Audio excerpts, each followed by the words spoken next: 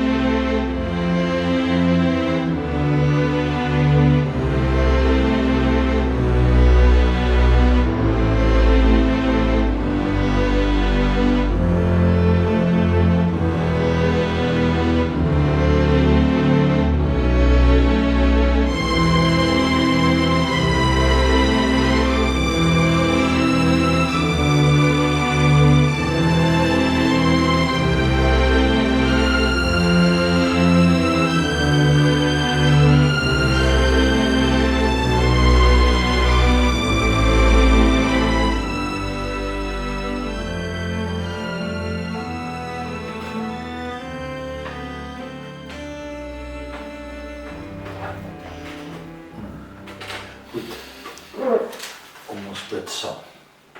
Onse genadige God en Hemelse Vader, uit U Vaderhand kom alles wat goed is in ons lewens.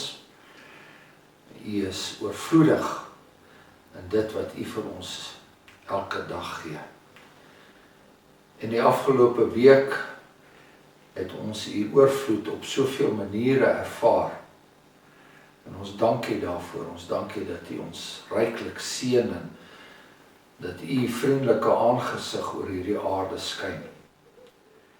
Ons bid dan ook dat U vir ons en elkeen van ons se lewens en ons omstandighede, dat ons ook daar bewus sal word van U vriendelike aangesig. En die grootste skat wat ons het, en dit is die evangelie, en dat ons sal leef in die rykdom uit daarvan. Bemoedig elke dag met vreugde en blydskap en blymoedigheid in ons hart. Dankbaar vir die geleenthede wat ons het om ons te verdiep in die woord en om te groei in die geloof. U ken elkeen van U kinders en U weet hoe nodig ons dit het. Ons is dankbaar vir die werking van die Heilige Gees deur die genade van ons Here Jesus Christus. En ons bid dat ons dan ook vandag weer verwonderd sal wees oor die gang van die evangelie deur hierdie wêreld en hoe U dit alles beskik het, sodat ons wat vandag hier by mekaar is, in hierdie skat mag deel in sy heilige naam. Amen. So ons lees nou uit Handelinge 24. Ons het al hierdie dramatiese gebeure beleef, hoe die apostel Paulus in 'n raas weggevoer is uit Jerusalem deur hierdie owerste oor 1000 en hoe hy in Caesarea aangekom het en hoe daardie gouverneur Felix, hoe hy gesê het dat daar sal dan nou geleentheid gegee word vir die mense wat vir Paulus aankla om na vore te kom. Met ander woorde, hulle reis af, want Jerusalem is hoog, hulle reis af na Caesarea toe en hulle sal daar geleentheid hê om hulle saak te stel teen die apostel Paulus. So ons lees Handelinge 24 die volgende. En 5 dae daarna het die hoëpriester Ananias met die ouderlinge en 'n sekere advokaat Tertullus afgekom en Paulus by die gouverneur aangeklaag. En toe hy opgeroep is, begin Tertullus hom beskuldig en sê dat 'n groot vrede deur U hoogeerle Felix ons te beurt val en dat daar hervorminge deur U voorsorg in elke opsig en oral vir hierdie nasie tot stand kom, neem ons met alle dankbaarheid aan. Maar om U nie te lank op te hou nie, versoek ek U om ons in U vriendelikheid kortliks aan te hoor. Want ons het gevind dat hierdie man 'n pes is en 'n verwekker van oproer onder al die Jode in die wêreld en 'n voorman van die sekte van die Nasareëners, wat selfs probeer het om die tempel te ontheilig. Ons het hom gevange geneem en wou hom volgens ons wet oordeel. Maar Lysias, die owerste oor 1000, het gekom en hom met groot geweld uit ons hande weggeneem en bevel gegee dat sy beskuldigers voor u moet kom. Van hom sal u self na ondersoek kennis kan verkry van al hierdie dinge waarvan ons hom beskuldig. En die Jode het ook saamgestem en gesê dat dit so was. En nadat die gouverneur vir hom gewink het om te praat, het Paulus geantwoord: Omdat ek weet dat u oor hierdie volk al baie jare lank regter is, verdedig ek my saak met goeie moed. Aangesien u te wete kan kom dat dit nie meer as 12 dae is vandat ek opgegaan het om in Jerusalem te aanbid nie. En hulle het my nie in die tempel gevind besig om met iemand te praat of 'n opstand van die volk te verwek nie, en ook nie in die sinagoges of in die stad nie. En hulle kan ook die dinge waarvan hulle my nou beskuldig nie bewys nie. Maar dit erken ek voor u, dat ek volgens die weg, wat hulle sekte noem, so die God van my vaders dien, terwyl ek alles glo wat in die wet en in die profete geskrywe is. En 'n hoop op God het, 'n hoop wat hulle self ook verwag, dat daar 'n opstanding sal wees van die dode, regverdiges sowel as onregverdiges. Daarom oefen ek my ook om altyd voor God en die mense 'n rein gewete te hê. Maar na baie jare het ek gekom om aan my volk aalmoese te bring en offers. En terwyl ek hiermee besig was, het sekere Jode uit Asië my in die tempel gevind, nadat ek geheilig was, nie met 'n skare of met 'n opskudding nie. Hulle behoort hiervoor u te wees om beskuldiging in te bring as hulle iets teen my het. Of laat hierdie manne self sê of hulle enige onreg in my gevind het, toe ek voor die raad gestaan het. Behalwe oor hierdie een woord wat ek uitgeroep het, terwyl ek onder hulle gestaan het, naamlik oor die opstanding van die dode staan ek vandag by u voor die gereg. Toe Felix dit hoor, het hy hulle saak uitgestel, alhoewel hy noukeurig genoeg met die dinge van die weg bekend was. En hy het gesê, wanneer Lysias die owerste oor 1000 afkom, sal ek julle saak ten volle ondersoek. En hy het die hoofman oor 100 beveel om Paulus te bewaak, maar dat hy verligting moes hê, en dat hy niemand van sy eie mense moes verhinder om hom te bedien of te besoek nie. En 'n paar dae daarna het Felix gekom met Drusilla, sy vrou, wat 'n Jodin was, en het Paulus laat haal en hom aangehoor oor die geloof in Christus. Maar toe hy spreek oor geregtigheid, selfbeheersing en die toekomstige oordeel, het Felix baie bang geword en geantwoord: Gaan vir hierdie keer heen, en as ek 'n geleentheid vind, sal ek jou laat roep. En tegelykertyd het hy ook gehoop dat geld aan hom deur Paulus sou gegee word om hom los te laat. Daarom het hy hom ook dikwels laat haal en met hom gesprekke gehad. Maar 2 jaar het verbygegaan en toe kry Felix vir Porcius Festus as opvolger. En omdat Felix aan die Jode 'n guns wou bewys, het hy Paulus as gevange agtergelaat. Ja, so dit is hoe die dinge verloop het daarso onder die gouverneur Felix. Aan die een kant nie te goed nie, en aan die ander kant genadiglik ook nie te sleg nie. Die mens, as 'n mens nou na die buitebybelse geskiedenis kyk van hierdie gouverneur, is daar nogal heelwat inligting oor hom, soos oor al die ander gouverneurs en konings Herodes en so meer. Hierdie gouverneur se karakter in sy agtergrond is beskryf nie net deur Josephus nie, maar ook deur Romeinse geskiedskrywers.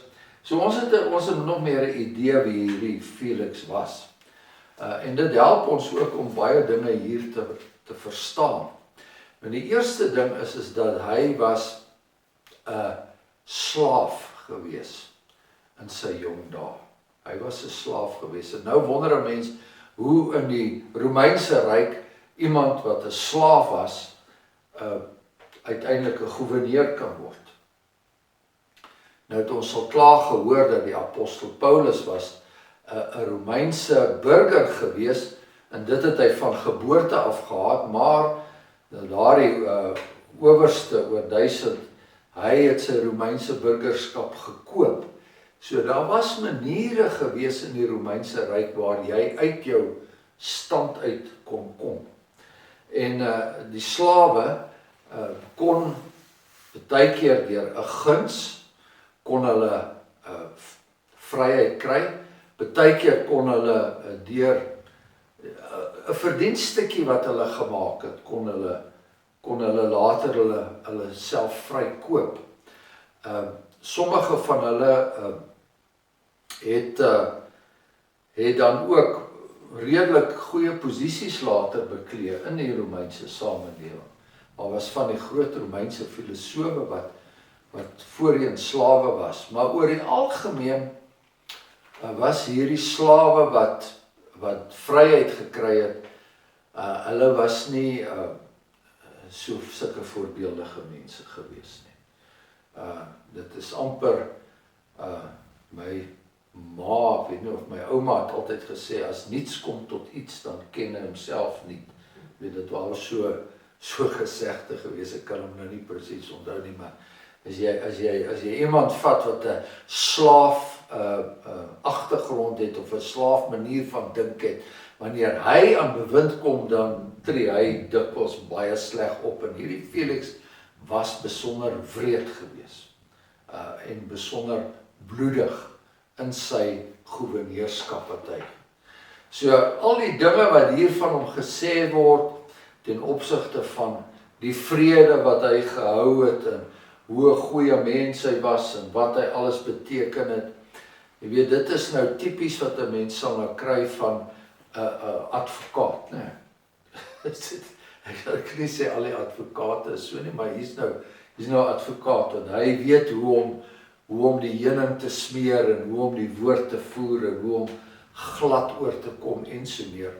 Alhoewel, die een kommentaar wat ek gelees het, maak nogal die opmerking, dat hierdie vrede wat hierdie Felix bewaar het, dat hy dit deur geweld bewaar het, en dat die suggestie was deur die advokaat, ons bring nou nog 'n opstoker na jou toe, hanteer hom, en kom ons raak ontslaaf van hom, voordat hy nog groter oproer veroorsaak, en so meer. So, hy het dus eintlik die regte snaar geroer by hierdie wreedaard, hierdie man wat soos 'n tiran opgetree daar in Judea. Hy het deur die voorspraak van sy broer wat eers vryheid gekry het, en aangeneem is deur een van die keisers se vrouens, het hy ook later op sy broer se voorspraak, het hy ook hierdie posisie gekry as 'n vrygemaakte slaaf, maar soos ons gesê het, hy was nie 'n baie goeie man nie. So, en dit lyk amper hierso asof hy die owerste oor 1000 blameer, dat die apostel Paulus nou hier voor die gouverneur staan. As dit nie vir die owerste van 1000 was nie, dan sou ons vir Paulus, ons sou hom op sy plek gesit het, of ons sou my die weg uit geruim het, en dan was hierdie probleem nie hier vandag nie. So, die apostel Paulus het homself hier baie netjies verweer, deur punt vir punt in te gaan, sê eerstens wel, ek was nie daar in Jerusalem om enige moeilikheid te veroorsaak nie, ek was skaars 12 dae daar gewees. Ek het nie enige probleme in die tempel veroorsaak nie. Ek het ook nie in die stad enige probleme veroorsaak nie. En die mense wat my aangekla het, hulle daar uit Asië gekom en bloot net toe hulle hom sien, hulle wou hom toe doodmaak, sommer net onmiddellik. So, daar's geen werklike gronde vir al hierdie klagtes wat teen hom gebring is nie. Maar hy erken dat hy 'n volgeling is van die Here Jesus Christus, die weg, wat hulle 'n sekte noem. Hy erken dat hy deel is daarvan, en ek glo ook alles wat in die wet en die profete geskrywe is, met ander woorde, as hy die profete bybring, dan bring hy daardie deel van die skrif by wat die Sadduseërs nie ingeglo het nie. Dit was daai deel van die skrif wat nie vir hulle enige waarde gehad het nie. En nou bring hy weer daai probleem na vore, waar hierdie oproer vandaan gekom het is, toe hy oor die opstanding begin praat het. Dat hy wel geweet het dat die Fariseërs dit aanvaar, die Sadduseërs dit verwerp. So, hy bring dit weer na vore. Hy sê dat daar geen probleem was toe hy voor die raad gestaan het nie, behalwe dat hy oor die opstanding gepraat het, en dit is heeltemal korrek. Dit is oor die opstanding van die dode dat hy ook hier voor Felix in die gereg staan. Nou ja, toe Felix dit hoor, net soos baie van die ander gouverneurs en mense wat voor wie Paulus Romeinse owerheidsfigure waarvoor hy gestaan het, toe sien hierdie ouer, maar hy is ook nie eintlik lus vir hierdie twis nie. Hy is nie lus vir hierdie twis nie. Alhoewel hy noukeurig genoeg met die dinge van die weg bekend was, met ander woorde, hy was bewus dat daar iemand soos Jesus Christus was en dat hy 'n groot gevolg gehad het en dat hy in Jerusalem gekruisig is en so meer, en dat sy volgelinge sê dat Jesus opgestaan het en dat hulle 'n weg verkondig. Maar hy hou die verskoning voor dat hy sal nou maar eers ook hoor wat Lysias, die owerste oor 1000, wat in die eerste instansie vir Paulus laat kom het na Caesarea, wat hy te sê het. Alhoewel, is eintlik snaaks, want daai Lysias het mos vir hom 'n brief geskryf en vir hom sê, dit is die omstandighede, maar dis alles nou maar net 'n poging om uit hierdie ding uit te kom en uit te stel, en hy sal Paulus nou verder aanhou.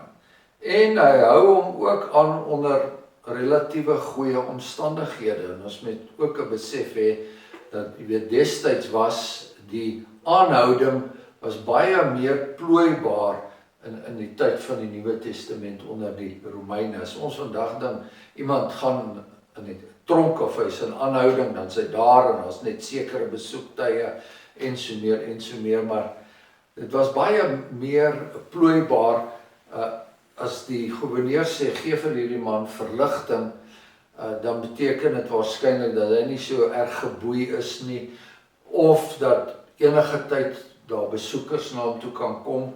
Later in die boek Handelinge sal ons nog meer hiervan lees, hoe die apostel Paulus in Rome aangehou is, en dat daar was gedurig mense wat na hom toe gekom het en hom besoek het, en natuurlik ook hom bedien het, soos dit hier staan. Nou is arme Paulus, hy het geen werklike inkomste gehad nie, behalwe die gemeentes en gelowiges wat hom kom besoeke daar en vir hom kos of geld of wat hy nodig gehad het gebring.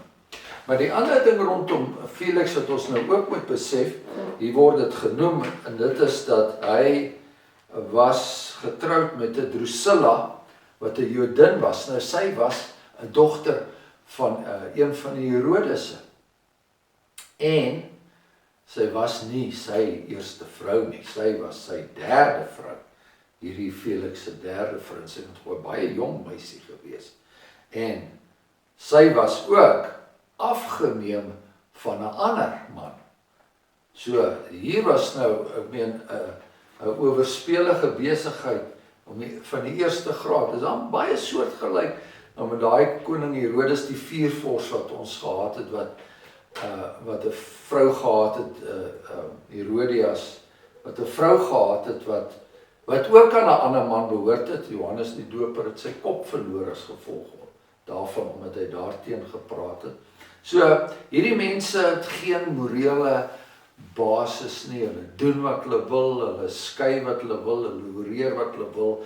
Sy het waarskynlik hierdie Drusilla het gesien, hier is vir haar 'n geleentheid om haar eie stand in die lewe te bevorder, of sy het sekere ambisies gehad, ons sal nie weet nie. Dalk was dit maar net 'n aantrekkingskrag gewees. Maar daar word hierdie man toe, hy word deur die Heilige Gees gelei om die apostel Paulus te kry om met hom te kom praat. Aan te hoor oor die geloof in Christus. Nou sal ons onthou uit Handelinge 9 uit, dat die apostel Paulus was geroep om te getuig voor konings, voor owerheidsfigure, voor Israel en voor die heidene. En hier is nou 'n geleentheid gewees waar hy voor 'n gouverneur getuig het. Nog nie die keiser nie, maar iemand wat dieselfde status het as 'n koning. Maar toe hy spreek oor geregtigheid en selfbeheersing in die toekomstige oordeel. En daar is die essensie van die evangelie. Geregtigheid, die mens staan skuldig voor God. Hy is nie geregtig om voor God te verskyn nie. Die mens se probleem is 'n gebrek aan geregtigheid. En hy praat oor selfbeheersing, en dit is 'n aanduiding van hoekom hy nie geregtigheid het nie, want hy het nie selfbeheersing nie. Net soos hierdie Felix, wat soveel mag gehad het, wat soveel oorspel in sy kop gehad het, en so meer en so. Geen selfbeheersing nie, ook hierdie Drusilla, nie selfbeheersing nie. En wat is die uiteinde daarvan? Die uiteinde daarvan is toekomstige oordeel. Die apostel Paulus kon seker hier 'n woord gevoer het, soos hy later aan Timoteus sê, dat daar in die laaste dae baie predikers sal wees, wat mense se gehoor sal streel, wat vir hulle eerder mooi dinge sal sê. Sê maar hierdie Felix, weet die Here, dan sal jy aanvaar soos jy is, jy weet, dit is 'n God van liefde wat ons dien. Jesus is lief vir almal en so meer. En as jy enige bekommernis het, enige iets wat jou wakker hou in die nag of wat ook al, moenie jou daaroor bekommer nie, Jesus aanvaar jou en so meer. Dit is mos 'n boodskapie wat sag is, maar as jy praat oor geregtigheid, soos die apostel Paulus in die begin van sy brief aan die Romeine sê, dat daar niemand is wat goed doen nie, almal staan skuldig voor die Here, almal is die dood skuldig, en ook jy, Johannes die Doper het presies dieselfde gedoen.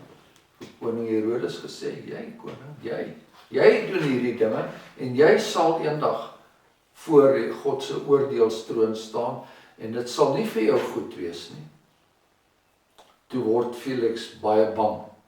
En hoe reageer hy toe hierdie vrees het? Hy doen dit deur uit te stel. Sê, ja wag, okay, goed. Ek sal later weer met jou hieroor praat. Nee. Paulus skryf in die Korintiërs, hy sê, ek vermaan julle, dat julle die genade van God nie te vergeefs mag ontvang nie. Daai woord wat van geregtigheid en selfbeheersing en oordeel is 'n woord van genade.